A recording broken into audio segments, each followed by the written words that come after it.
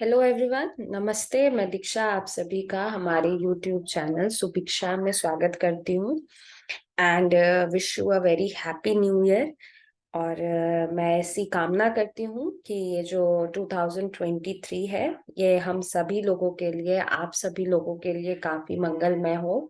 जिनकी जो भी कामना है, जो भी विशेस हैं, जो भी गोल्स हैं, वो सब अचीव कर सके एंड काफी ब्लेसफुल हो ये ईयर हमारे लिए। कोई भी परेशानी ना हो, कोई भी डिजीज, कोई भी वायरस, किसी भी तरीके का कोई इशू जो है वो हम पर इस साल ना आए। So very good wishes from my side everyone. So thank you so much. And ये जो आज का हमारा टॉपिक है, आज जो हम टॉपिक में पढ़ने वाले हैं, ये आज का इक्वालिटी का लास्ट टॉपिक है हमारा। आज हम इकोनॉमिक इक्वालिटी पढ़ने वाले हैं, आर्थिक समानता। उसके बाद इक्वालिटी टॉपिक जो है पॉलिटिकल थ्योरी का, ये हमारा कंप्लीट हो जाएगा। उसके बाद हम जस्टिस के बारे में पढ़ना शुरू करेंगे, न्याय क्या है और उसके क्या कैरेक्टरिस्टिक्स हैं, क्या फायदे नुकसान जो भी है वो नेक्स्ट वीडियो में हम लोग पढ़ेंगे। पर इस वीडियो में हम इक्वालिटी को एंड करने वाले हैं, इकोनॉमिक इक्वालिटी के बारे में जानेंगे। और साथ ही साथ मैंने जब इक्वालिटी का की पहली वीडियो बनाई थी तो मैंने बोला था कि मैं डिस्कस करूंगी कि आर्टिकल 14 से 18 तक जो हमारे इंडियन कॉन्स्टिट्यूशन में इक्वालिटी को जिस तरीके से डिस्क्राइब किया गया है, तो इन सारे आर्टिकल्स में क्या क्या इक्वालिटीज के बारे में बताया गया है, किस तरीके की इक्वालिटी हमें मिली हुई है, तो वो भी आज हम डिस्कस करने वाले हैं। और उसके बाद इक्वालिटी जो है वो एंड हो जाएगा। इससे पहले हमने सोशल इक्वालिटी के बारे में पढ़ा था लास्ट वीडियो में, और इस वीडियो में हम जो है वो इक्वालिटी, इकोनॉमिक इक्वालिटी के बारे में पढ़ेंगे और आर्टिकल्स, इक्वालिटी से रिलेटेड जो इंडियन कॉन्स्टिट्यूशन में आर्टिकल्स हैं उनके बारे में जानेंगे। टॉपिक को स्टार्ट करने से पहले आप, अगर आप लोगों को ऐसा लगता है कि ये वीडियो जो है वो आपके फैमिली मेंबर, कलीग, फ्रेंड, किसी के लिए भी इम्पोर्टेंट है, तो please share with them. And और भी जो लोग यूजीसी नेट एग्जामिनेशन की प्रिपरेशन कर रहे हैं, क्योंकि फेब में एग्जाम होने वाले हैं, एंड कोई भी पीएचडी एंट्रेंस एग्जाम हो या फिर जो यूजी पीजी पॉलिटिकल साइंस से कर रहे हैं, तो very important topic is political theory. So I hope कि ये वीडियो जो है सबके लिए हेल्पफुल हो, और डेफिनेटली होगा। सो प्लीज उन तक शेयर करिए ये। और अगर आपके लिए भी यूजफुल है तो प्लीज बताइए कि और भी कोई टॉपिक्स है या आपके कोई क्वेश्चंस हैं। सो प्लीज कमेंट करके या फिर टेलीग्राम चैनल पे, जैसे भी आपके जो भी डाउट्स हैं या फिर और कोई कंसेप्ट या टॉपिक आप जानना चाहते हैं तो वो प्लीज बताइए, तो नेक्स्ट वीडियो में या कोई एक इंडिविजुअल वीडियो में हम उस पर डिस्कशन कर सकते हैं। ठीक है, so thank you so much. And now let's start our today's topic and let's move to the next slide. Okay, yes.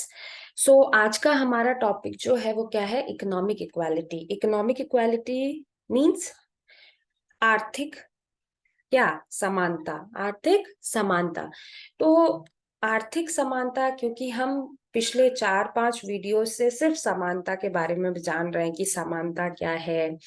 उसके बाद हमने जाना लीगल इक्वालिटी क्या है, पॉलिटिकल इक्वालिटी क्या है, सोशल इक्वालिटी क्या है, और आज हम जानने वाले हैं कि इकोनॉमिक इक्वालिटी क्या है। ठीक है, तो चलिए जानते हैं क्या है इकोनॉमिक इक्वालिटी। तो in simple terms, economic equality is about a level playing field where everyone has the same access to the same wealth।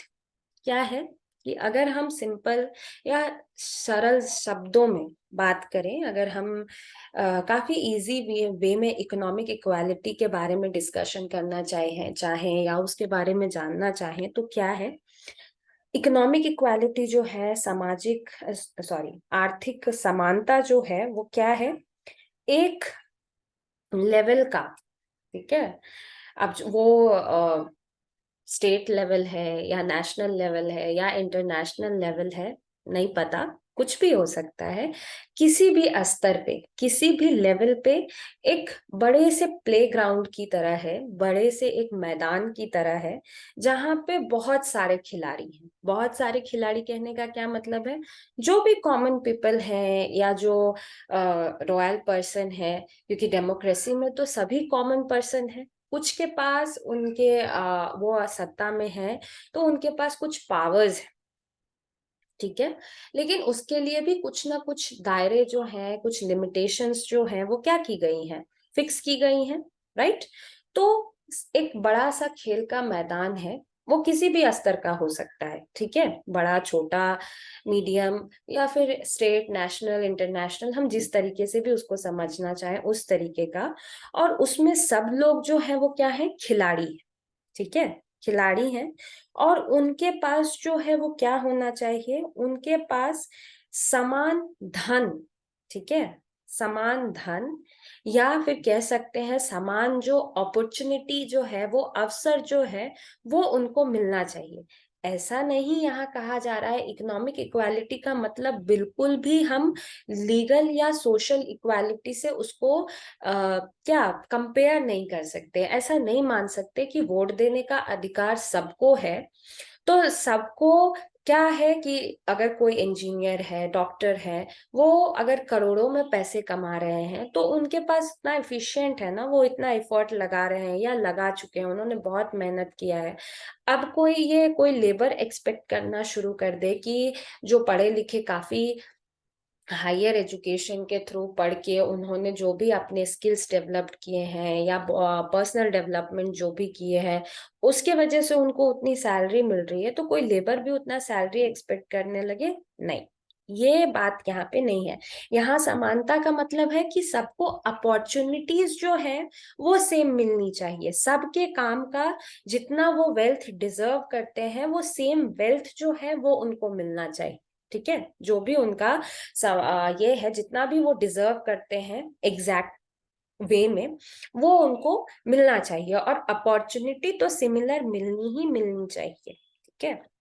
अब क्या आगे जानते हैं हम कि economic equality doesn't mean equal distribution of money. जो मैंने अभी कहा कि इकोनॉमिक इक्वालिटी का ये बिल्कुल ही मतलब नहीं है कि पैसों का समान, एकदम समान तरीके से क्या हो, बंटवारा हो, कि लेबर भी है तो लाख रुपए कमा रहे हैं, डॉक्टर भी है तो लाख रुपए कमा रहे हैं, इंजीनियर भी है तो लाख रुपए कमा रहे हैं, टीचर या किसी भी प्रोफेशन के लोग हैं, सबको ये फिक्स कर दिया जाए कि जो भी 8 घंटे काम कर रहे हैं, doesn't matter they are labour, they are teachers, they are professors, they are doctors, engineers, doesn't matter, everyone will get what, 1 lakh salary in a month।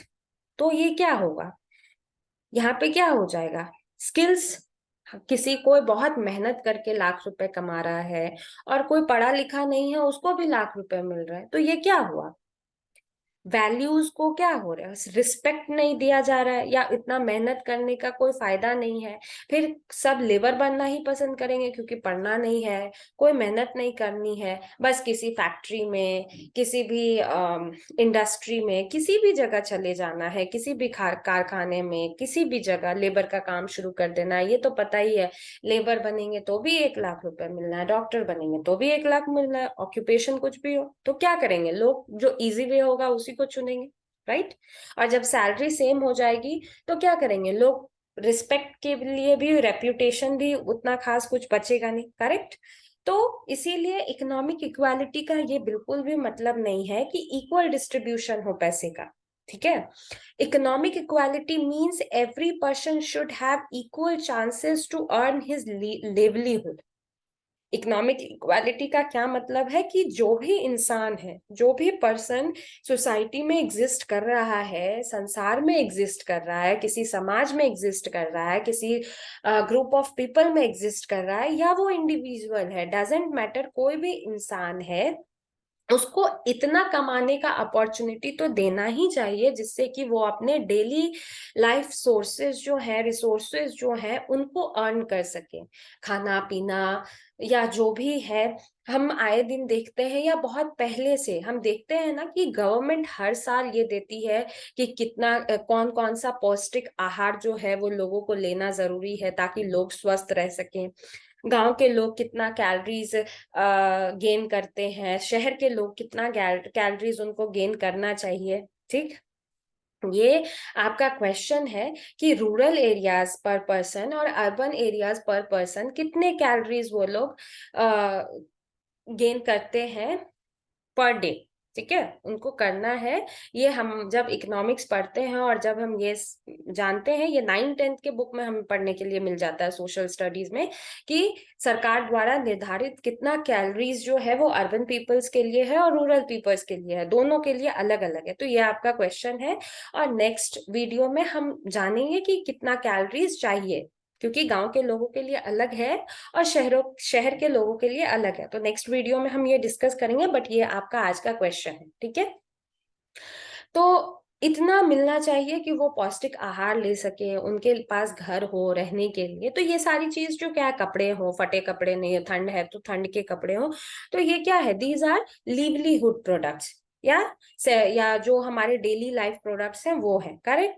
तो इतना उनको मिलना चाहिए, ये है इकोनॉमिक इक्वालिटी। ठीक है, man's fundamental need should be fulfilled and distribution of money should be fair. उनका फंडामेंटल नीड जो डेली लाइफ रिसोर्सेज है, जो डेली लाइफ में यूज होने वाले प्रोडक्ट्स हैं, वो उनको मिलने चाहिए, उतना वो कमाने चाहिए, और जो जितना वो काम करते हैं उनके हिसाब से उनको बहुत ही फेयर तरीके से, बहुत ही अच्छे तरीके से, अच्छे हिसाब से उनको पैसा मिलना चाहिए। आए दिन गवर्नमेंट के तरफ से हम ये भी सुनते हैं कि पहले जो था वो 300-400 डेली वेजेस थे 12 घंटा काम करने के, करेक्ट। तो सरकार अपने तरफ से वर्किंग आवर्स भी फिक्स करते हैं, कितने वर्किंग आवर्स का कितना वेजेस होगा, डेली वेजेस भी फिक्स करते हैं, और फिर लेबर्स के लिए वो क्या किया जाता है, अनाउंस किया जाता है। ठीक है, जो और भी कॉर्पोरेट फील्ड है या फिर जो गवर्नमेंट जॉब्स के एम्प्लॉयज हैं, उनके लिए भी अलग अलग पे स्केल्स आते हैं कि उनको उनके काम के लिए इस पे स्केल से सैलरी पेड की जाएगी, करेक्ट, हमको पता है। तो ये क्या है कि ये डिस्ट्रीब्यूशन ऑफ मनी जो है वो फेयरली, एकदम अच्छे तरीके से दिया जाए। ऐसा ना हो कि लोगों से बहुत ज्यादा काम करवा रहे हैं लेकिन जितना उनको सैलरी मिलना चाहिए उतना उनको नहीं मिल रहा है, तो ये क्या हो जाएगा, ये गलत हो जाएगा। तो इन सारे चीजों को हम ध्यान में रखते हैं इकोनॉमिक इक्वालिटी में। इकोनॉमिक इक्वालिटी का ये बिल्कुल भी मतलब नहीं है कि जो भी ऑक्यूपेशन के लोग हैं उनको पूर्णतः समान रूप से एकदम एक जैसा सैलरी पे करना चाहिए, नहीं। इसका मतलब है कि हमको इक्वली अपॉर्चुनिटी देनी चाहिए। ऐसा नहीं है कि कोई लेबर है आज और वो पढ़ाई कर रहा है, आगे पढ़ रहा है, वो अगले दिन या 10 साल बाद, 5 साल बाद वो डॉक्टर बन रहा है, इंजीनियर बन रहा है, कल आईएएस ऑफिसर बन रहा है। तो ऐसा नहीं है कि वो पहले मजदूर था और अब आईएएस ऑफिसर बन रहा है तो उसको नहीं वो अपॉर्चुनिटी देना है। ये क्या हो जाएगा अगर ऐसा हो रहा है कि कल को कोई इंसान लेबर है और आज वो पढ़ के आगे अपने स्किल्स को डेवलप करके आगे बढ़ना चाह रहा है, पर उसे वो अपॉर्चुनिटी नहीं मिल रही है क्योंकि पहले ही वो एक ऑक्यूपेशन चूज कर चुका है, तो फिर यहाँ क्या हो जाएगी, यहाँ पे इनइक्वालिटी हो जाएगी। तो उसी में क्या है कि हमको अपॉर्चुनिटीज मिल रहे हैं, हम अपने को जितना ग्रो ऑन अप करना चाहे, जितना आगे बढ़ाना चाहे, खुद को जितना भी डेवलप करना चाहे उतना कर सकते हैं। तो ये इकोनॉमिक इक्वालिटी है। आई होप एवरीवन अंडरस्टैंड क्या है इकोनॉमिक इक्वालिटी। ठीक है, अब चलो नेक्स्ट स्लाइड पे चलते हैं।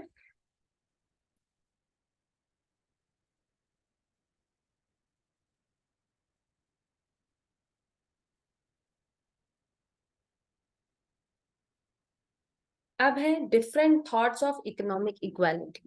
यहाँ पे ऑलरेडी हमने बहुत सारे पॉलिटिकल थिंकर्स के बारे में पढ़ लिया है कि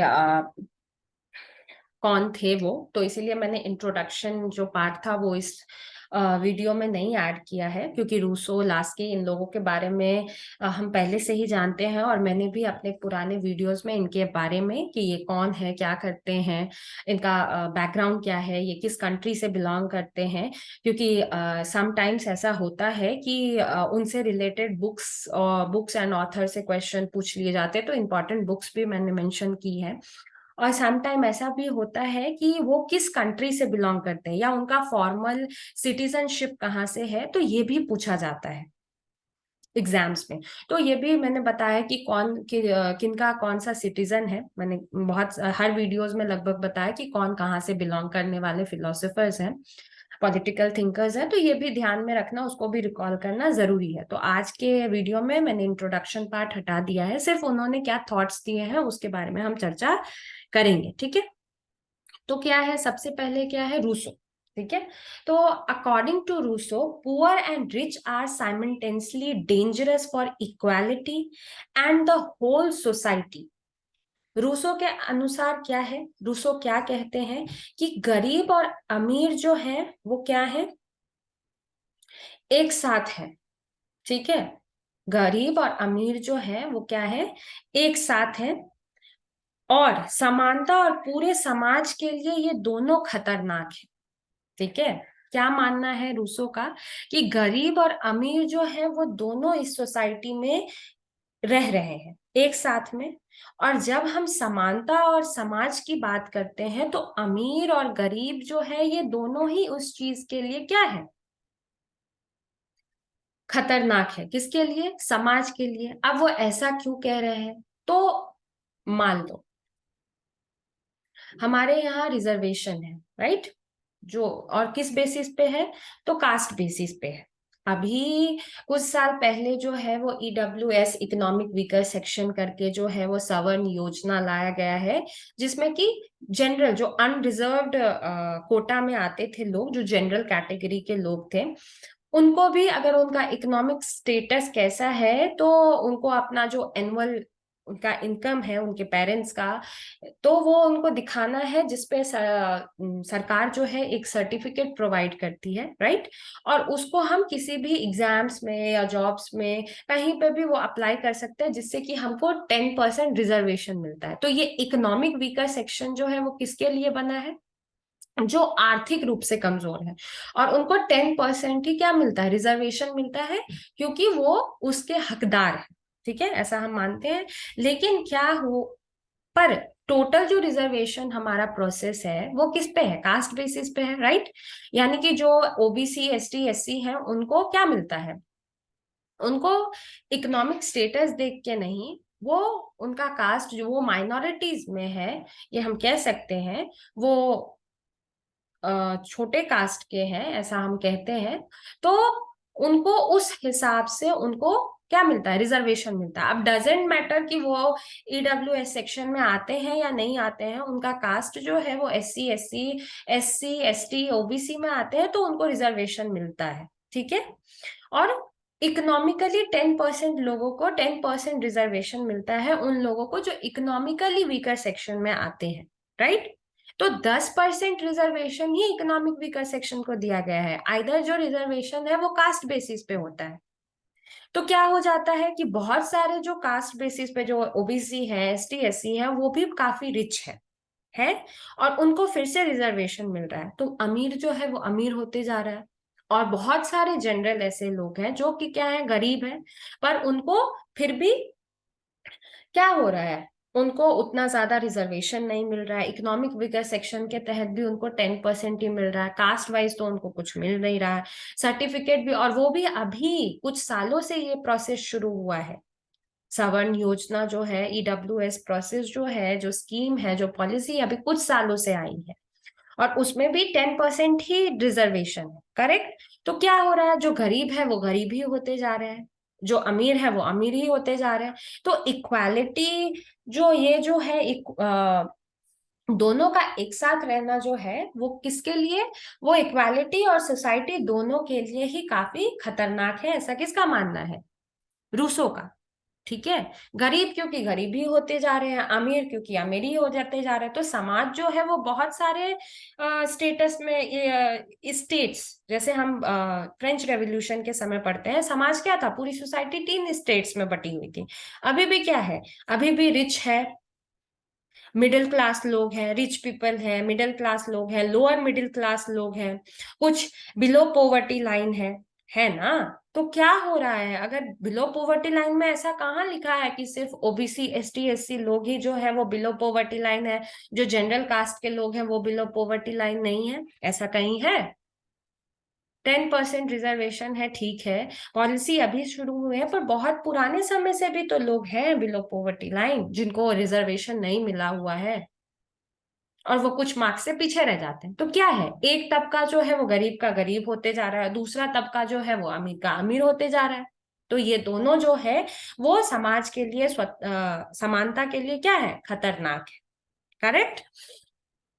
दूसरे जो है वो लास्की, लास्की क्या कहते हैं, Laski has said I have no right to eat cake if my neighbour because of my this right is compelled to go without bread.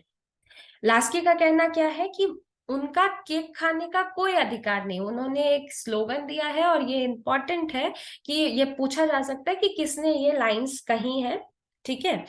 तो उनका क्या मानना है कि वो केक खाने का अधिकार नहीं है, ठीक है। क्यों, क्यों अधिकार नहीं, क्यों उनके पास अधिकार नहीं है केक खाने का? क्योंकि अगर उनके पूरे केक खाने से उनका जो नेबर है वो क्या है, बिना केक या ब्रेड या किसी भी चीज के भूखा ही सो जाए, तो क्या है, वो इक्वालिटी नहीं है। इक्वालिटी कब है, जब सबको अपॉर्चुनिटी मिलनी चाहिए। यहाँ वो कहना चाहते हैं कि सबको सिमिलर अपॉर्चुनिटी मिलनी चाहिए। आपने जो भी स्कीम्स बनाया है वो सबके लिए इक्वल होना चाहिए, ऐसा नहीं होना चाहिए कि किसी के लिए ज्यादा, किसी के लिए कम, किसी के लिए कुछ भी नहीं, ये फिर गलत है। तो इसीलिए उनका कहना है कि अपॉर्चुनिटी जो है वो सबको मिलनी चाहिए, ऐसा नहीं है कि एक तबके को मिलना चाहिए, समाज के एक भाग को मिलना चाहिए और दूसरे भाग को कुछ भी नहीं मिलना चाहिए। तो फिर जो दूसरे भाग को मिल रहा है, जो अगला तबके को मिल रहा है, वो डिजर्व नहीं करता है, ठीक है। तो ये लास्की और रूसो का कहना था कि इकोनॉमिक इक्वालिटी क्या है और कैसे होना चाहिए, या समाज में क्या चल रहा है, ठीक है। अब हमको जानना है characteristics of economic equality. Characteristics का मतलब क्या होता है, उनकी क्या विशेषताएं हैं इकोनॉमिक इक्वालिटी की, क्यों इकोनॉमिक इक्वालिटी को रखा गया, लाया गया इक्वालिटी के डायमेंशन में, ठीक है। तो following are the characteristics of the economic dimension of equality. तो ये जो कुछ है वो कैरेक्टरिस्टिक्स है इकोनॉमिक इक्वालिटी के, और हमको क्या करना है, पढ़ना है।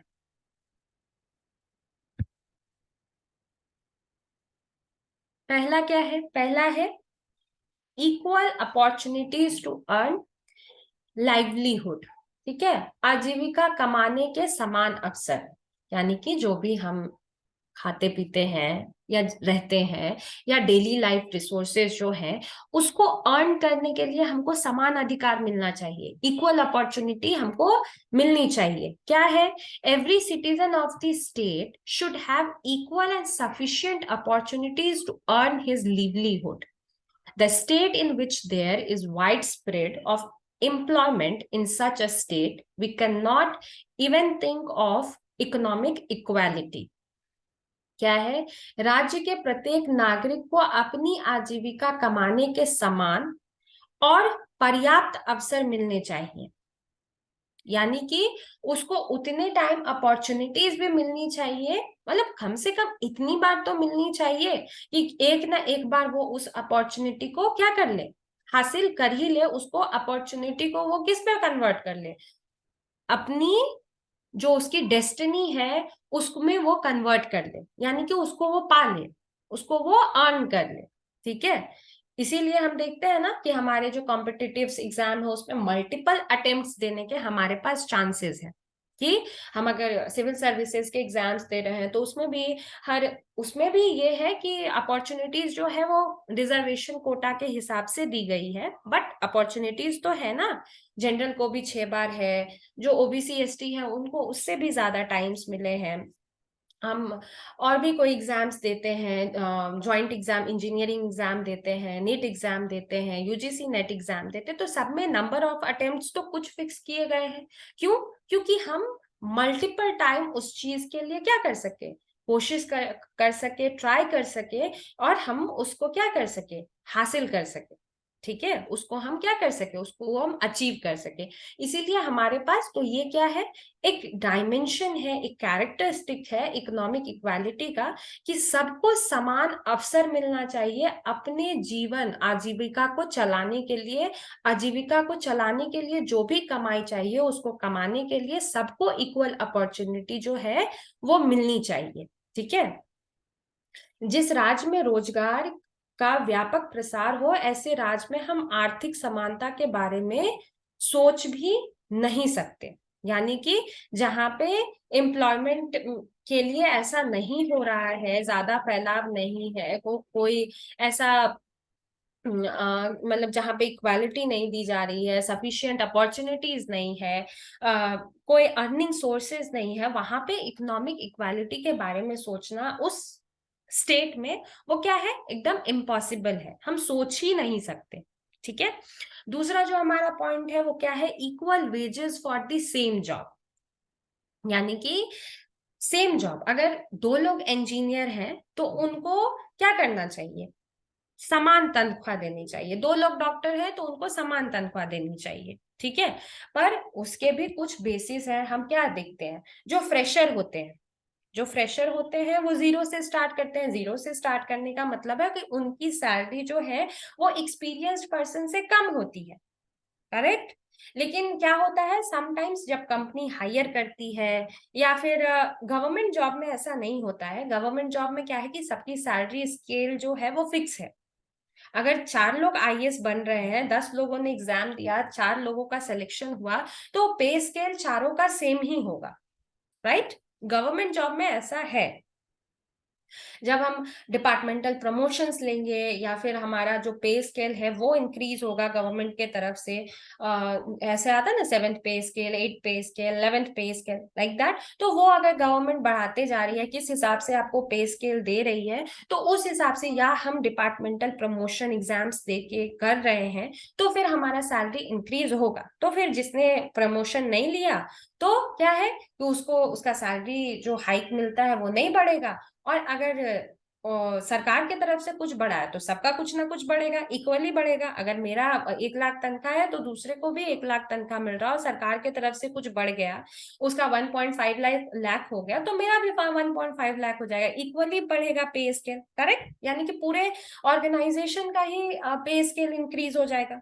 करेक्ट, लेकिन अगर हम प्राइवेट जॉब में बात करें, कॉर्पोरेट सेक्टर में बात करें, तो क्या होता है, यहाँ पे जीरो से भी जो शुरू करते हैं, फ्रेशर्स जो होते हैं, तो उनका भी, या जो एक्सपीरियंस होते हैं, तो कोई 10 लाख लेते हैं, कोई 12 लाख लेते हैं, कोई 15 लाख लेते हैं, कोई 20 लाख लेते हैं। सेम एक्सपीरियंस वाले लोग भी ऐसा करते हैं कि उनके नॉलेज पे वो डिपेंड करने लगता है कि किनके पास कितना नॉलेज है। कई कई कंपनी के पास अपने रूल्स रेगुलेशन पॉलिसीज होते हैं, वो उससे ज्यादा नहीं देना चाहते, लेकिन फिर भी ऐसा होता है ना, सेम ही डेजिग्नेशन पे अलग अलग सैलरीज जो है वो क्या होता है, मिलता रहता है। और इसीलिए हमें हमेशा इस चीज को मानने के लिए बोला जाता है कि we can not share what our salary with our colleagues.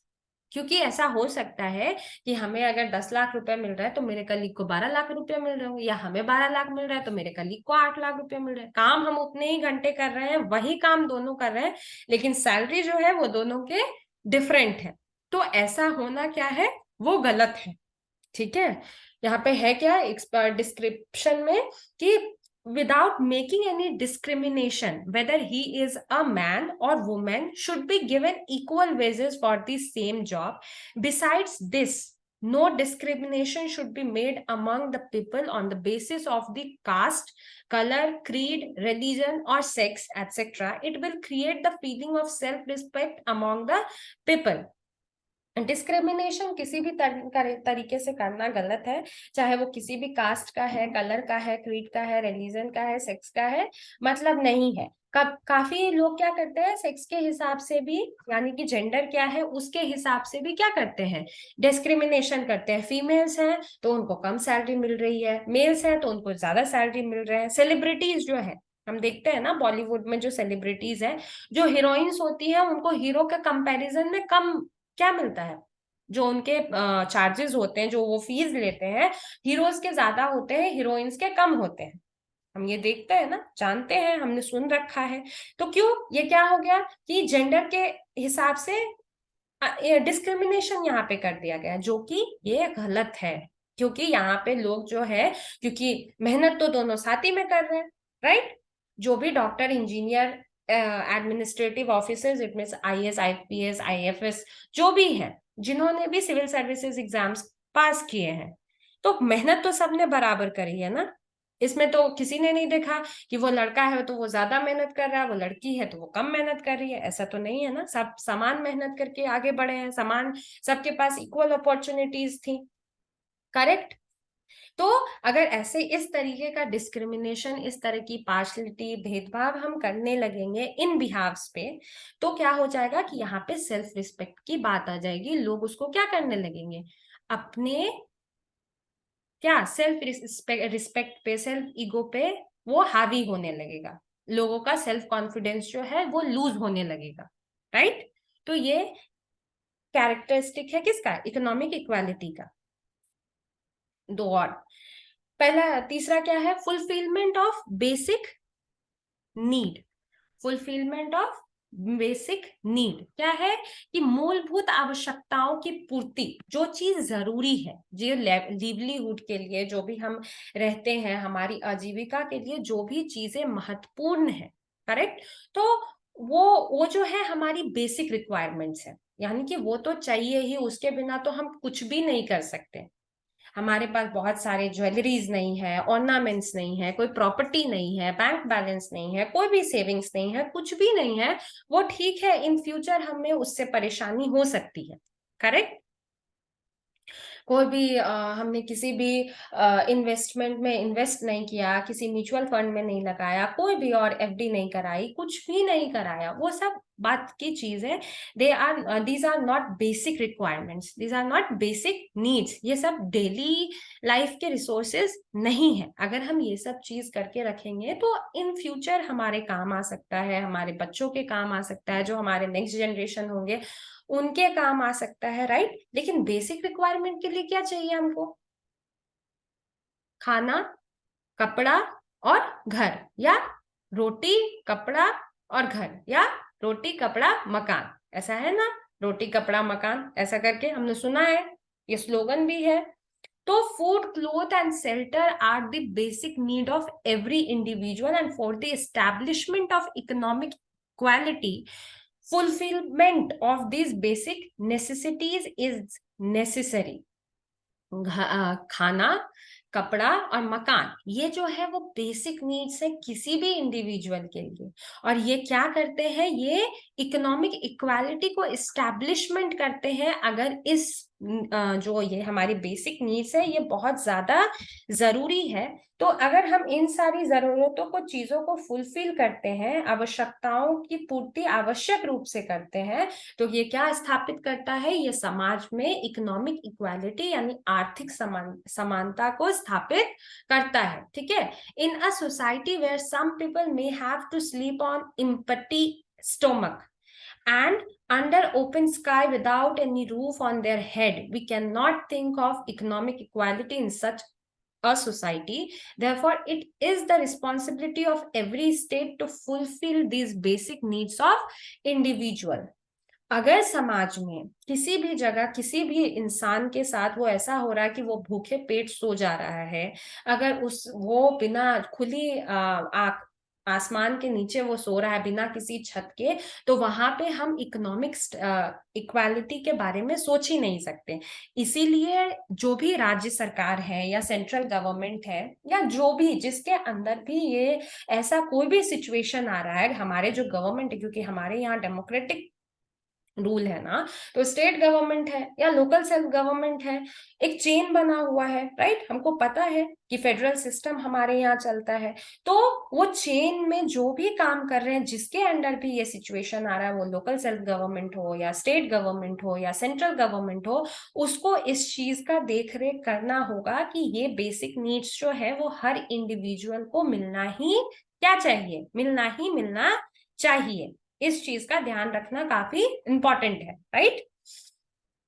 तो ये क्या हो गया कि ये फुलफिलमेंट हो गया हमारे बेसिक नीड्स का। अब फोर्थ जो कैरेक्टरिस्टिक है वो क्या है, फिक्स्ड आवर्स टू वर्क। ठीक है, फिक्स्ड आवर्स टू वर्क यानी कि काम करने के जो घंटे हैं उसको फिक्स करना चाहिए। क्या होता है कि हमारा ऑफिस टाइम जो है वो 10 से 6 का या 9 से 6 का, 10 से 7 का ऐसा रहता है। जब हम ज्वाइन करते हैं, न्यू रहते हैं, तो कुछ दिन तो ये सिलसिला चलता है, लेकिन बाद में क्या होने लगता है कि वर्किंग आवर जो है वो फ्लेक्सिबल होते चला जाता है। हमारा वेजेस जो है वो तो फ्लेक्सिबल नहीं होता, लेकिन वर्किंग आवर जो है वो फ्लेक्सिबल होता चला जाता है।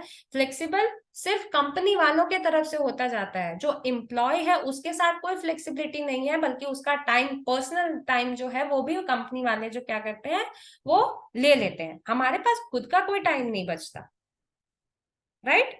हमको 8 घंटे काम करना है, 6 घंटे काम करना है, कंपनी वाले हमसे 10 घंटा, 12 घंटा, 18 घंटा काम ले रहे हैं, और वेजेस जो है वो कितने का मिल रहा है, जो हमको 6 घंटे के लिए मिलना था, लेकिन काम क्या कर रहे हैं हम, 12 घंटे का कर रहे हैं, 18 घंटे का कर रहे हैं। तो क्या ये सही है? नहीं है। यहाँ इकोनॉमिक इक्वालिटी दिखती है? बिल्कुल ही नहीं दिखती है। तो यही जो है, तो यहाँ पे बात किया गया है फिक्स्ड आवर्स टू वर्क, यानी कि जितना भी आपको काम करवाना है आपको उस हिसाब से वेजेस देने पड़ेंगे, और काम के जो घंटे हैं वो भी आपको फिक्स करने पड़ेंगे। और अगर आप टाइम के काम के घंटों को बढ़ाते हैं तो you should pay over time charges, right. यानी कि आपको कुछ ना कुछ ओवर टाइम चार्जेस जो है वो फिक्स करना पड़ेगा। अगर हम 6 घंटे के लिए 1,000 रुपए ले रहे हैं, तो 12 घंटे के लिए हम 2,000 रुपए लेंगे। हम जितने भी घंटे को इंक्रीज करेंगे उतना हम वेजेस क्या करेंगे, लेंगे। तो इसीलिए आपको फिक्स करना पड़ेगा। ऐसा नहीं है कि आप वेजेस उतना ही रखोगे, लेकिन काम का जो आज है वो फ्लेक्सिबल होते जाएगा, सिर्फ कंपनी की तरफ से, हमारे तरफ से नहीं, क्योंकि कंपनी को रिक्वायरमेंट है। ठीक है, क्या कहता है ये, there should be fixed hours to work so that the laborers are not made to overwork and they also get time to rest leisure.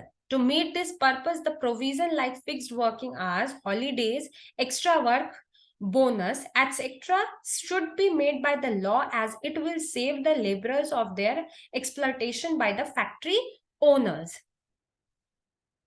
क्या है कि ये फिक्स्ड आवर्स का जो कैरेक्टरिस्टिक है ये क्यों लाया गया इकोनॉमिक इक्वालिटी में, तो वही बात है कि वेजेस जो थे वो फिक्स थे, वर्किंग आवर जो था वो ज्यादा था, ओवर टाइम करना पड़ रहा था, और फिर प्रॉपर जो रेस्टिंग टाइम होता है बॉडी का वो लेबर्स को या एम्प्लॉयज को नहीं मिल पाता है, राइट। फिर अगली सुबह से तो उतने ही बजे से काम शुरू करना है, देर रात तक हमने काम किया, लेकिन अगली सुबह तो वही काम उसी टाइम से शुरू करनी है ना। उस समय तो ऐसा नहीं बोला जाता कि आपने देर रात तक काम किया तो आज आप लेट से ऑफिस आओ, ऐसा कहा जाता है नहीं। तो लीजर जो रेस्ट का लेजर टाइम है, जो बॉडी का रेस्टिंग आवर्स है, वो कहाँ गया? ऐसे तो बीमार पड़ जाएंगे लोग। तो इसीलिए इस प्रोविजन को क्या किया गया कि फिक्स्ड वर्किंग आवर्स को फिक्स कर दिया गया, हॉलीडेज को फिक्स कर दिया गया, एक्स्ट्रा वर्क का बोनस देना, एक्स्ट्रा वर्क चार्जेस देना पड़ेगा, बोनस देना पड़ेगा, इन सारी चीजों को क्या कर दिया गया, कानून बना दिया गया, ताकि लेबर्स जो हैं वो अपने ओनर्स से, जो कंपनी ओनर है, जो फैक्ट्री ओनर है, उनके साथ एक्सप्लॉयटेशन से जो है वो बच सके, जो वो उनको बेहिसाब उनका शोषण करते हैं, उनसे काम लेते हैं, और उनके काम के बदले में जो उनको मुनाफा मिलना चाहिए, जो उनको फायदा होना चाहिए, वो भी नहीं देते। तो इसलिए इन सारे चीजों को, किन सारी चीजों को, fixed working hour, holidays, extra work charges, bonuses, इन सारी चीजों को लॉ बना दिया गया कि आपको ये करना ही पड़ेगा। किसको? Company owners.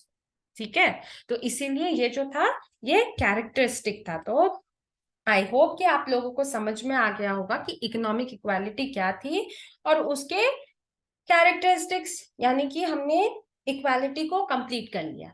ठीक है, जितने भी टॉपिक्स हमको इक्वालिटी के कंसेप्ट में पढ़ने थे हम लोगों ने कंप्लीट कर लिया, राइट। अब ये एक्स्ट्रा से जानना जरूरी है, क्योंकि किसी भी एग्जाम में हमसे आर्टिकल्स रिलेटेड क्वेश्चन पूछे ही जाते हैं, करेक्ट। तो इसीलिए यहाँ पे इक्वालिटी के बारे में हमने पढ़ा, तो इक्वालिटी बहुत ही इंपॉर्टेंट कंसेप्ट है, हमको पता है। तो इसीलिए ये आर्टिकल साथ में हम जानेंगे, आगे भी ये काम आएगा जब हम इंडियन गवर्नमेंट प्रोसेस के बारे में पढ़ेंगे या फिर पब्लिक एडमिनिस्ट्रेशन के बारे में पढ़ेंगे, तो उस समय भी इस चीजों को रिकॉल करने की जरूरत पड़ेगी। तो जस्ट ए शॉर्ट ग्लिम्स कि देखेंगे कि क्या होता है इसमें। ठीक है, तो राइट टू इक्वालिटी, समानता का जो अधिकार है वो हमारे इंडियन कॉन्स्टिट्यूशन में आर्टिकल 14 से लेकर 18 तक में बताया गया है कि क्या है समानता के अधिकार। ठीक है, आर्टिकल 15 तो मूवी भी है, हम लोगों ने सबने देख के रखी है, राइट। तो हमने जाना। और कभी कभी कॉम्पिटिटिव एग्जाम्स में जब हमारा इंटरव्यू आता है ना, तो समटाइम्स जो इंटरव्यूअर्स होते हैं वो इस तरीके के क्वेश्चंस पूछते हैं कि कौन सी पिक्चर में ये दिखाया गया है, आपने देखा है कि नहीं देखा है। ऐसा नहीं है कि बस हम किताबी कीड़े बन गए तो सब कुछ शॉर्टेड हो गया, नहीं। हमें बाहरी फिल्म्स से रिलेटेड, रिसर्च में क्या हो रहा है उससे रिलेटेड सब चीजों की जानकारी रखनी जरूरी होती है। वो कहाँ से क्या पूछेंगे, we don't have any idea, right. तो इसीलिए उस चीज को ध्यान में रखना क्या है, जरूरी है। तो इसीलिए हम एक बार रिकॉल कर लेंगे, ठीक है। आर्टिकल 14 क्या है, आर्टिकल 14 से 18 तक के बारे में हम जानेंगे। तो आर्टिकल 14 क्या है, equality before the law. Article 14 क्या है, इक्वालिटी बिफोर द लॉ, यानी कानून के समक्ष समानता। ठीक है, आर्टिकल 14 क्या है, इक्वालिटी बिफोर द लॉ, कानून के समक्ष समानता। आर्टिकल 15 क्या है,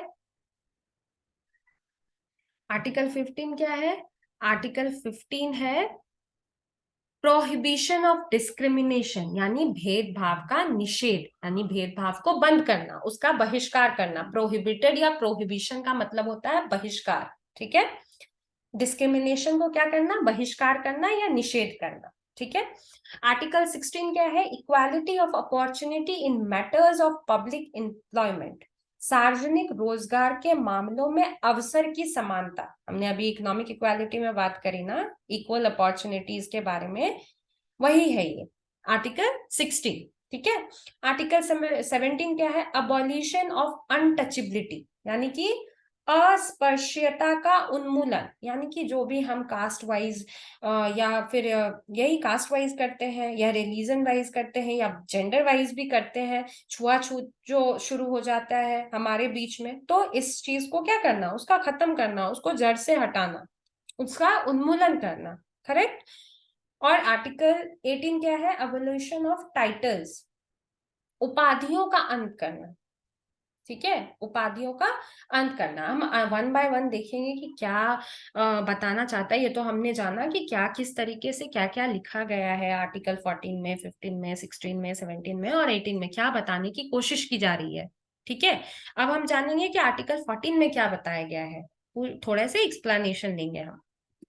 यस, सो आर्टिकल 14 क्या था, equality before the law. Article 14 क्या है, इक्वालिटी बिफोर द लॉ, यानी कि कानून के समक्ष समानता, ठीक है। Article 14 treats all the people the same in the eyes of the law. Article 14 में क्या कहा गया है कि कानून के नजरों में सभी क्या है, इक्वल है, समान है।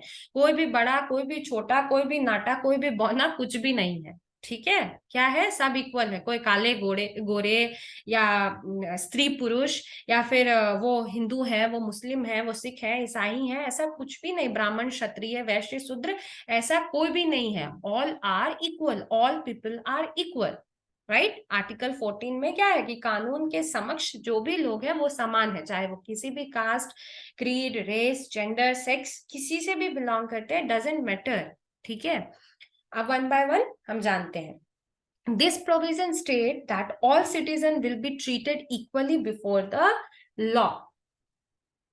क्या है कि आर्टिकल 14 में इस प्रावधान में कहा गया है कि सभी नागरिक कानून के समक्ष जो है वो इक्वली ट्रीट होंगे, समान रूप से उनके साथ व्यवहार किया जाएगा, उनको इक्वल ट्रीटमेंट दिया जाएगा। अगर पानी एक से पूछा जाएगा तो वहां पे प्रेजेंट जितने भी लोग हैं, चाहे वो फिजिकल डिसेबल है, चाहे वो फीमेल है, चाहे वो रिलीजियस पर डिफरेंट वेरियस रिलीजन के लोग हैं वहां पे, तो भी उनसे समान रूप से ट्रीटमेंट उनका किया जाएगा, इक्वली उनको ट्रीट किया जाएगा, ठीक है। दूसरा क्या है, the law of the country protects everybody equally. जो कंट्री का लॉ है, जो कॉन्स्टिट्यूशन द्वारा बनाए गए जो लॉज है, रूल्स है, रेगुलेशंस है, वो सबके लिए समान है। वो कानून जो है सबको बहिसाब बराबर, ठीक है।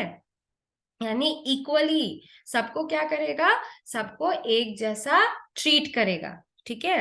Under the same circumstances the law will treat people in the same manner. और क्या है, समान परिस्थितियों में कानून लोगों के साथ समान व्यवहार करेगा, ठीक है। परिस्थितियां, समान परिस्थितियों में जो भी अंडर सेम सर्कमस्टांसेस, जो भी सर्कमस्टांसेस होंगे उसमें सबके साथ इक्वली ट्रीटमेंट होगा, किसी के साथ भी अनफेयर नहीं होगा, ठीक है। सबके साथ इक्वली ट्रीटमेंट होगा, ठीक है। क्या होता है, समटाइम्स हम देखते हैं कि कोई भी मोमेंट छिड़ जाता है, वो कोई भी टॉपिक पे हो, हम सरकार के किसी बात से नाराज हो जाएं या सुप्रीम कोर्ट के किसी बात से नाराज हो जाएं या इंडिविजुअल किसी भी मिनिस्ट्री या मिनिस्टर के बातों से हम नाराज हो जाए, तो हम क्या करते हैं, अपना मोमेंट करते हैं, दिखाते हैं, अपने व्यूज को एक्सप्रेस करते हैं।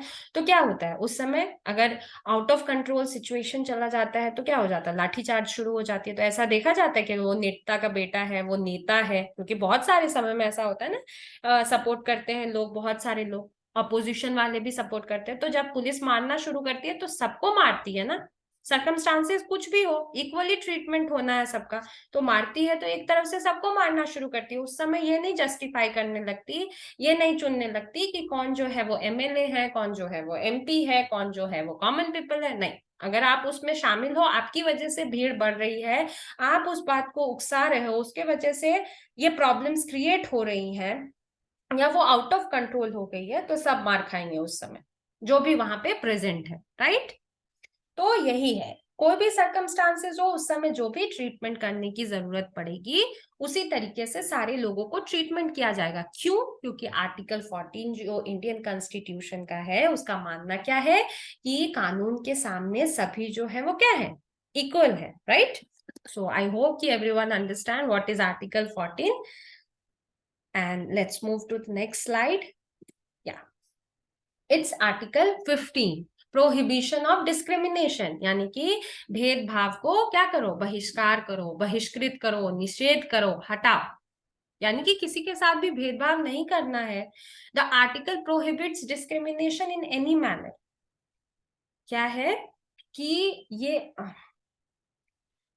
किसी भी तरह से भेदभाव पे क्या करता है, आर्टिकल जो है, जो ये आर्टिकल है, जो ये लेख है, या जो ये रूल है, वो किसी भी तरीके से क्या करता है, डिस्क्रिमिनेशन को निषेध करता है, उसका बहिष्कार करता है, राइट। अब क्या क्या पॉइंट्स है, कैसे किस सिचुएशन में बहिष्कार करने से में काम आता है, भेदभाव को बहिष्कार करता है, ये भी जानना जरूरी है ना। ये तो समझ ही गए कि बहिष्कार करता है, लेकिन कैसे। No citizen shall, on grounds only race, religion, caste, place of birth, sex, or any of them, be subject to any liability, disability, restriction, or condition with respect to access to public places, use of tanks, wells, ghats, etc., that are maintained by the state or that are meant for the general public। कहने का क्या मतलब है कि कोई भी नागरिक केवल नस्ल, धर्म, जाति, जन्मस्थान, लिंग या इसमें से किसी के आधार पर निम्नलिखित के संबंध में किसी भी दायित्व, अक्षमता, प्रतिबंध उस पे नहीं लगा रहता है। कैसे? तो क्या है, एसेस टू पब्लिक प्लेसेस, यानी कि वो किसी भी पब्लिक प्लेस का यूज कर सकता है, पब्लिक बाथरूम हो या कोर्ट कचहरी हो या पुलिस स्टेशन हो या स्कूल हो, कॉलेजेस हो, कोई भी हो, हम यूज कर सकते हैं। डजेंट मैटर कि हम किसी भी रेस का, रिलीजन, कास्ट, हमारा बर्थ क्या है, प्लेस ऑफ बर्थ क्या है, हम किस जाति से, हमारा जेंडर क्या है, हम किस लिंग से बिलोंग करते हैं, डजेंट मैटर। क्योंकि पहले ऐसा होता था कि जो क्या थे, जो रिलीजन वाइज ऐसा होता था कि हिंदू एक जगह पढ़ते थे, मुसलमान एक जगह पढ़ते थे, दोनों एक स्कूल में नहीं पढ़ते थे, सब्जेक्ट्स का भी डिफरेंस था, राइट। उसके बाद क्या हुआ कि जो हिंदू में भी छोटे जाति के लोग थे, जिनका कास्ट छोटा था, जैसे अगर हम B.R. अम्बेडकर की बात करें तो बचपन में क्या था कि वो एक छोटी जाति से आते थे, बाद में बड़े होके वो क्या बने, अध्यक्ष बने कॉन्स्टिट्यूशन कमिटी की, ड्राफ्टिंग कमिटी की। तो drafting committee, sorry, drafting committee के वो क्या थे, अध्यक्ष थे। तो उन्होंने कॉन्स्टिट्यूशन को लिखा, फादर ऑफ इंडियन कॉन्स्टिट्यूशन है वो। तो उन्होंने बहुत सारी डिग्री हासिल की, उन्होंने बहुत पढ़ा, लेकिन वो बहुत सारी चीजों को फेस करते हुए वो आगे बढ़े थे। बचपन में क्या था कि वो छोटी जाति से बिलोंग करते थे, इसीलिए उनको स्कूल में बैठने नहीं दिया जाता था। वो एक साइड में एक फटे हुए चादर पर या फिर किसी और भी चीज को या जमीन पे ही बैठ के पढ़ते थे। उन्हें स्कूल के नल कुओं से पानी नहीं पीने दिया जाता था। तो क्यों? क्योंकि वो एक छोटी जाति से बिलोंग करते थे, ऐसा उनके साथ भेदभाव था। और ऐसा उन्हीं के साथ नहीं, बहुत सारे ऐसे लोग थे जिनको ये डिस्क्रिमिनेशन को जो है वो फेस करना पड़ा। राइट? तो ऐसा होता था, लोग ऐसा करते थे। तो इसीलिए बाद में जो है ये प्रोहिबिट्स ऑफ डिस्क्रिमिनेशन जो है, डिस्क्रिमिनेशन जो है भेदभाव को बहिष्कृत करने का कारण जो है वो यही है कि लोग चाहे किसी भी जाति के हो, नस्ल के हो, रिलीजन के हो, उससे मतलब नहीं है, वो किसी भी पब्लिक प्लेस को यूज कर सकते हैं। ठीक है, दे हैव राइट। और use of tanks, wells, ghats etcetera, कुछ भी, पानी का नल हो, किसी भी रेस्टोरेंट में जाना हो, हॉस्पिटल यूज करना, हॉस्पिटल में जाना हो दिखाने के लिए, तो सब कुछ के लिए वो फ्री है, उनके पास राइट है। ये भेदभाव का जो चीज है उसको अब बंद कर दिया गया है, अब ये यूज नहीं होता है। राइट? तो इस सारे चीजों को जो है वो मेंटेन करना प्रोहिबिशन ऑफ डिस्क्रिमिनेशन जो है वो सिखाती है। आर्टिकल 15 में यही बताया गया है। नेक्स्ट पॉइंट क्या है? The articles also mention the special provision can be made for women, children and the backward classes, not with standing the article. क्या है? लेख में यह भी उल्लेख किया गया है कि इस अनुच्छेद के होते हुए महिलाओं, बच्चों और पिछड़े वर्गों के लिए विशेष प्रावधान किया जा सकता है। बहुत जगह हम देखते हैं ना, क्योंकि महिलाओं के साथ भी बहुत ज्यादा क्या होता है, डिस्क्रिमिनेशन होता है। राइट? हमने फेमिनिज्म में अभी पढ़ा, बहुत सारे थिंकर्स को सुना भी, हमने पढ़ा भी उनके बारे में, और भी पढ़ना है हमें। तो क्या है, फेमिनिज्म क्यों आया? क्योंकि वो महिलाओं को समान अधिकार दिलाना चाहते हैं। पुरुषों के कंपेयर में महिलाओं को उतना अधिकार नहीं मिला हुआ था। अब काफी राइट्स हैं वुमेन्स के पास, बहुत ज्यादा जगह में रिजर्वेशन मिले हुए हैं वुमेन्स को आगे बढ़ने के लिए, लेकिन पहले के टाइम में क्या था, ये सारी चीजें नहीं थी। तो इसीलिए जब कानून बन रहा था, तो उस समय जब कॉन्स्टिट्यूशन ड्राफ्ट हो रहा था, तो उस समय इन चीजों को ध्यान में रखते हुए ऐसे आर्टिकल्स जो हैं वो इक्वालिटी के लिए बनाए गए या लिखे गए। ठीक है, लाए गए हमारे लिए। ठीक है, तो समझ में आ गया कि आर्टिकल 15 क्या है। अब आर्टिकल 16 के बारे में जानते हैं। आर्टिकल 16 क्या है? तो equality of opportunity in matters of public employment. ठीक है, आर्टिकल 16 क्या है कि सार्वजनिक रोजगार के मामलों में अवसर की समानताएं, यानी कि इक्वल अपॉर्चुनिटीज कैसे मिले, इसके बारे में आर्टिकल 16 में कहा गया। Right? Article 16 provides equal employment opportunities in state service for all citizens.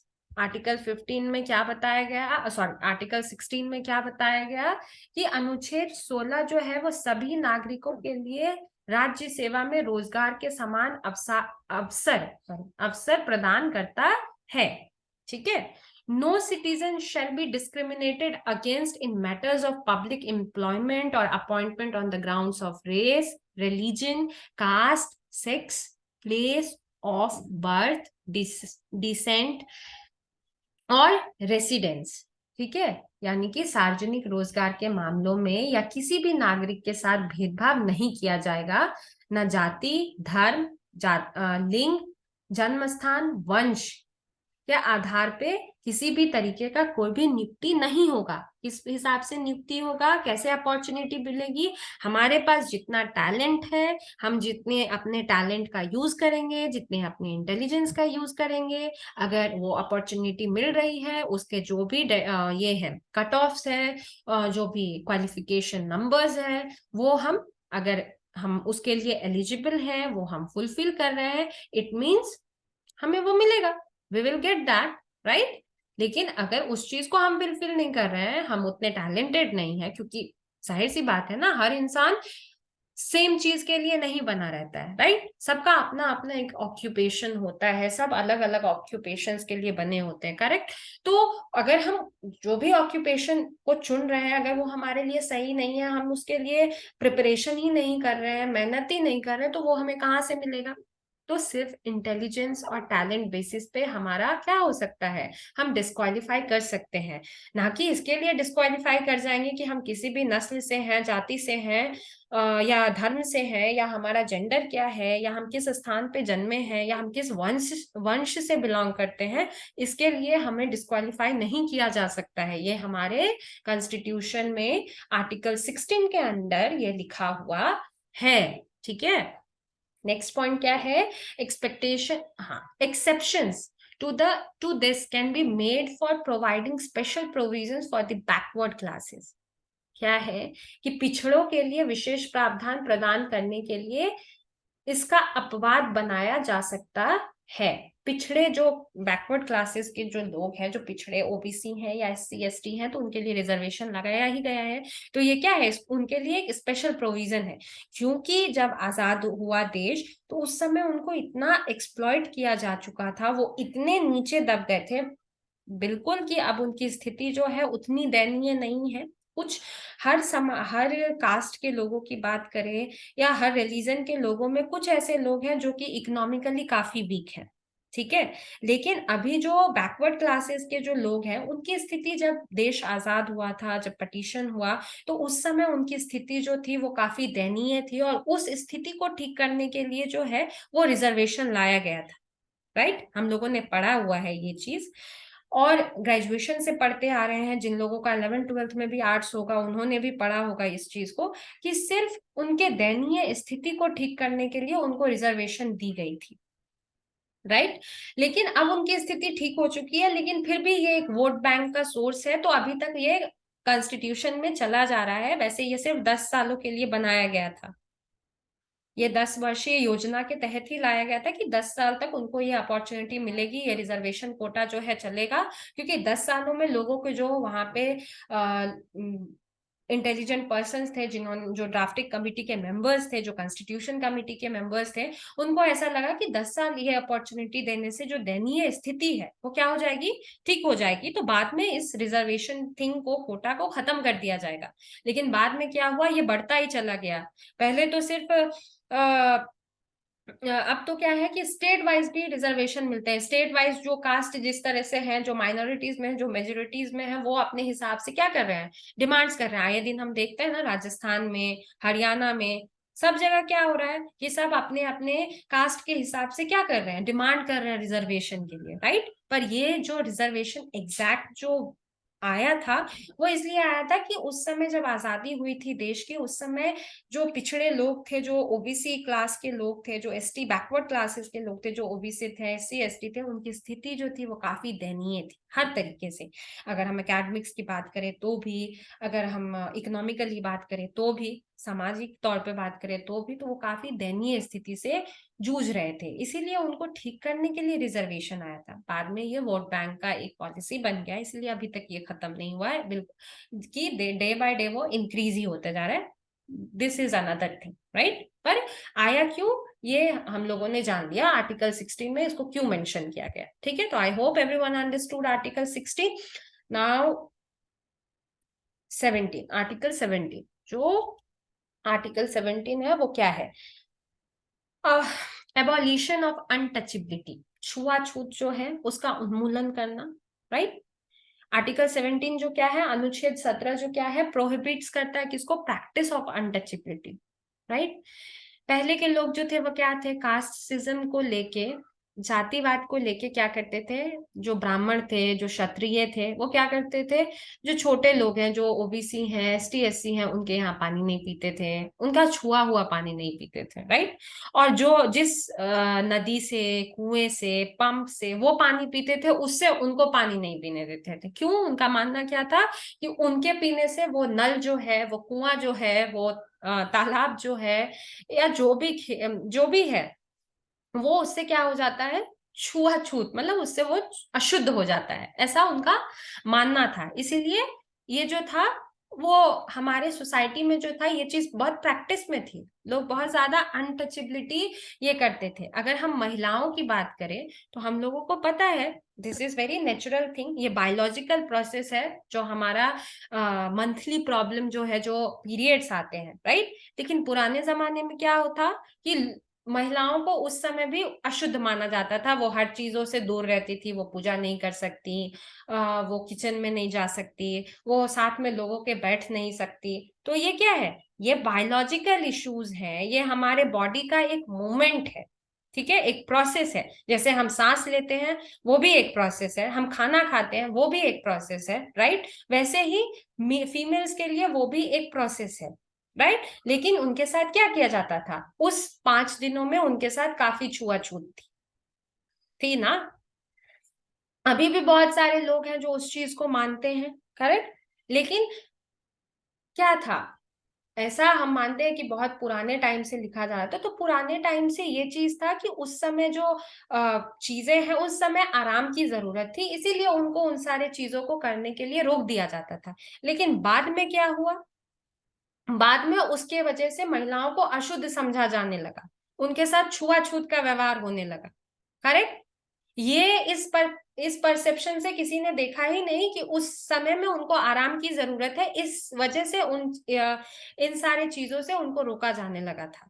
नहीं, उनको अशुद्ध बना दिया गया। वैसे ही कास्टिज्म के बेसिस पे भी वही चीज हुई, राइट। तो इसके लिए क्या था, तो ये भी एक क्या था, प्रैक्टिस ऑफ अनटचेबिलिटी, ये सारी चीजें थी, तो इसको प्रोहिबिट किया गया, ठीक है, इसको रोकने के लिए कहा गया untouchability is abolished in all forms, ठीक है। क्या कहा गया कि अस्पृश्यता सभी रूपों में समाप्त कर दी गई है। अभी जो है वो छुआछूत जो है वो सभी तरीके से मतलब खत्म कर दी गई है, सब मॉडर्न हो गए हैं। अब जो है लोग जनरेशन के अकॉर्डिंग, सोसाइटी के मेंटालिटी के अकॉर्डिंग चेंज होते गए हैं, और सरकार ने भी उस सारे चीजों को बैन कर दिया है, राइट।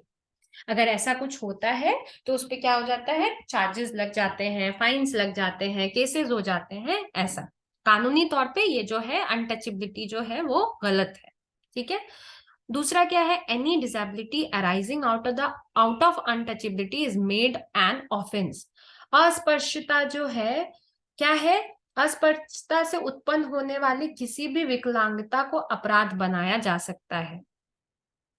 क्या है कि अगर अनटचेबिलिटी से मतलब किसी भी, एनी डिजेबिलिटी मतलब हम किसी भी तरीके से डिजेबल है, मैंने बताया ना कि अगर फिजिकली डिजेबल है, मेंटली डिजेबल है, फिजिकली वही तो बताया कि वुमेन्स के साथ क्या होता था पुराने जमाने में, अभी भी कहीं कहीं लोग ये सारी चीजें करते हैं, लेकिन अब कम हो गया है। अब ये सारी चीजें जो है वो कम हो गई हैं, बट अभी भी लोग मानते हैं ना। पर फिर भी अगर ऐसा कुछ होता है, किसी को उन सारी चीजों के लिए, फिजिकली मेंटली डिसेबिलिटी के लिए उनको बार बार टॉर्चर किया जाए, उनके साथ अनटचेबिलिटी वाला बिहेवियर किया जाए, तो ये कहीं भी क्या हो सकता है, अपराधजनक कार्य हो सकता है, इसको ऑफेंस बनाया जा सकता है, ठीक है। अब है अबोल्यूशंस ऑफ टाइटल्स, आर्टिकल 18, ये हमारा लास्ट है टॉपिक है आज का, अबोल्यूशन ऑफ टाइटल, ठीक है, यानी कि उपाधियों का उन्मूलन। अब ये क्या कहती है ये भी जान लेते हैं, उपाधियों का उन्मूलन। The state shall not confer any titles except those which are academic और मिलिट्री टाइटल्स। राज्य शैक्षणिक या सैन्य उपाधियों को छोड़कर कोई भी उपाधि प्रदान नहीं करेगा, ठीक है। कहने का मतलब क्या है कि कोई भी वो राजा है ऐसा मानना, या फिर कोई रानी है, महारानी है ऐसा मानना, या कोई भी इस तरीके की उपाधि, नाम के साथ कोई भी उपाधि लगना। अब मिस्टर, मिसेस, मिस, ये ठीक है, ये हमें हम बोल सकते हैं these are our natural rights, हम लगा सकते हैं अपने साथ, लेकिन अगर हमने कोई डिग्री अचीव नहीं की है या हम मिलिट्री में नहीं है, जैसे मिलिट्री में भी कैप्टन लगता है, लेफ्टिनेंट लगता है, जनरल कैप्टन जनरल लगता है, तो ऐसे ये सारे टाइटल्स लगते हैं। पोस्ट जैसे जैसे इंक्रीज होते जाते हैं वैसे ही लगता है। जैसे हम सिविल सर्विसेज एग्जाम क्रैक करते हैं तो हम अपने नाम के साथ क्या लगाते हैं, आईएएस समथिंग। कोई भी क्रैक करते हैं तो आईपीएस समथिंग लाइक। तो ये क्या है, ये एकेडमिक डिग्रीज हो गई। मिलिट्री में है तो वो मिलिट्री एकेडमिक डिग्रीज लाइक क्या हो गई, कोई इंजीनियर है तो वो ईआर लगाता है अपने नाम के आगे में, कोई डॉक्टर है तो डॉक्टर लगाता है, किसी ने पीएचडी की है, थेसिस लिखे हैं तो भी अपने नाम के साथ डॉक्टर लगाता है क्योंकि उसने डॉक्टरेट किया है, राइट। लिखते हैं ना लोग। तो अगर हमने उसमें एकेडमिक फुलफिलमेंट किया, एकेडमिक किसी भी ये लगाया है, अगर हम एकेडमिक पढ़ाई करके हमने अपने स्किल्स को डेवलप किया है, तो हम अपने नाम के आगे के साथ कोई टाइटल जोड़ सकते हैं, या फिर हम मिलिट्री में है तो ही टाइटल जोड़ सकते हैं। उसके अलावा सरकार या स्टेट जो है, राज्य जो है, वो किसी भी तरीके का टाइटल जो है प्रोवाइड नहीं कर सकती है किसी को, ठीक है। अब क्या है, the article also prohibit citizens of India from accepting any title from a foreign state. और भी एक है कि इंडिया के जो नागरिक हैं, ये जो अनुच्छेद है वो भारत के नागरिकों को किसी विदेशी राज्य से किसी भी उपाधि को स्वीकार करने पर प्रतिबंध लगाता है। यानी कि हम दूसरे स्टेट के थ्रू, यानी कि दूसरे कंट्री के थ्रू अगर हमें कोई भी उपाधि दी जा रही है तो हम वो भी एक्सेप्ट नहीं कर सकते, ठीक है। हम वो भी क्या कर सकते हैं, वो भी एक्सेप्ट नहीं कर सकते हैं। ये क्या है, प्रतिबंध लगाया गया है इसके ऊपर। किसके ऊपर, कि हम दूसरे राज्य के तरफ से, यानी दूसरे कंट्री के हिसाब से क्या कर सकते हैं, अगर हमको कोई ये मिल भी रहा है तो हम उसको क्या कर सकते हैं, नहीं ले सकते हैं, उसको हमको अबॉलिश करना पड़ेगा, उसको हमको मना करना पड़ेगा, उस पर हमको प्रतिबंध लगाना पड़ेगा, ठीक है। अब क्या है, the article abolishes the titles that were awarded by the British empire such as Rai Bahadur, Khan Bahadur etcetera. यानी क्या है कि ये अनुच्छेद ब्रिटिश राज्य द्वारा लगाए गए राय बहादुर, खान बहादुर आदि जैसे उपाधियों को समाप्त करता है। ये ऐसा क्यों कहा गया कि पहले क्या किया गया था, ब्रिटिशर्स ने क्या किया था कि इस तरीके के टाइटल्स दे दिए थे, राय बहादुर, खान बहादुर और भी बहुत सारे टाइटल्स दे दिए थे। अब वो अपने सामने में भी लगाते थे ना, Lord Ripon, Lord something, Lord something. तो ऐसा करके वो अपने नाम के आगे में टाइटल लगाते थे। तो वैसे ही उन्होंने यहाँ पे भी नाम के आगे में एक टाइटल जोड़ना शुरू कर दिया, like that, Rai Bahadur, Khan Bahadur etcetera. तो इसको भी क्या कर दिया गया, ये सारी चीजों जो है उसको ही अबॉलिश करती है। यही ये आर्टिकल उनको भी, उनपे भी प्रतिबंध लगाती है। Award like Padma Shri, Padma Bhushan, Padma Vibhushan, Bharat Ratna and military honours like Ashok Chakra, Param Vir Chakra do not belong to this category.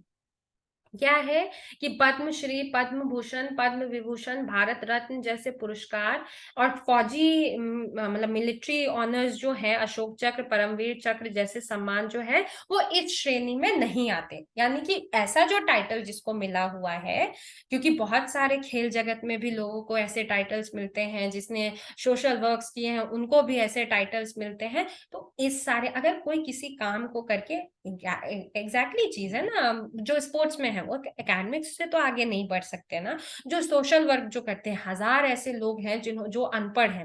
अभी आए दिन ही, कुछ महीने पहले ही राष्ट्रपति ने बहुत सारे लोगों को क्या दिया है, पद्मश्री दिया है, पद्म भूषण दिया है, पद्म विभूषण दिया है ना।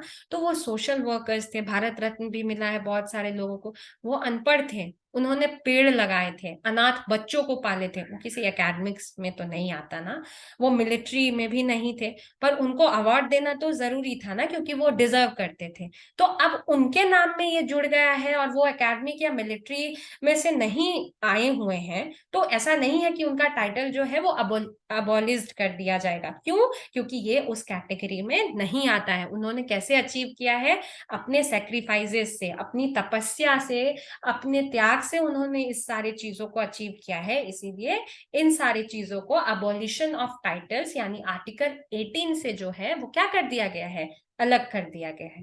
तो I hope everyone understood. Sometime ऐसा दिमाग में क्वेश्चन आ सकता है ना, क्योंकि स्टूडेंट्स के दिमाग में 1000 क्वेश्चन चलते हैं पढ़ते समय, कि जब ऐसा है सिर्फ क्योंकि हमने पढ़ लिया ना कि एकेडमिक्स और मिलिट्री टाइटल्स ही सिर्फ मिलते हैं, उसके अलावा सारे टाइटल्स जो है इसमें आते ही नहीं है, इसीलिए ये बता दिया गया कि अवार्ड्स जितने भी दिए जाते हैं गवर्नमेंट के थ्रू ऑनर में, तो ये सारी चीजें जो है वो आर्टिकल 18 से बाहर है, ये उस कैटेगरी में बिलोंग नहीं करते, ठीक है।